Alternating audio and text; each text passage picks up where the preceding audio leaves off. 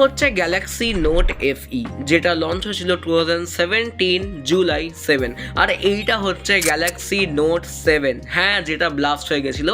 এই ফোনটা রিলিজড হয়েছিল 2016 অগস্ট 19 এবারে এর ব্যাপারটা অনেকটা শকিং। ব্লাস্ট হয়ে গেছিলো বুঝলাম, সবই বুঝলাম, কিন্তু মেন ব্যাপারটা কি জানো, এই যে গ্যালাক্সি নোট FE ফোনটা এসেছিলো, এটা ইমপ্রুভমেন্ট হয়ে এসেছিলো।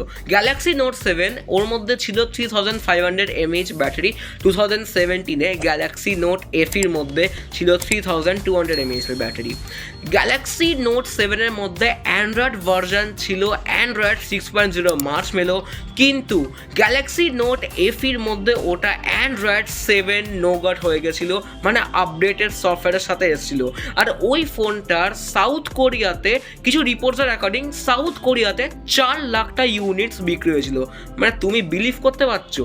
মানে নোট 7 আজকেও একটা বড় ডিজাস্টার হয়ে থেকে গেছে, কিন্তু নোট FE বলেও ফোন এসেছিল। আমিও শক হয়ে গেছিলাম এইটা জানার পর।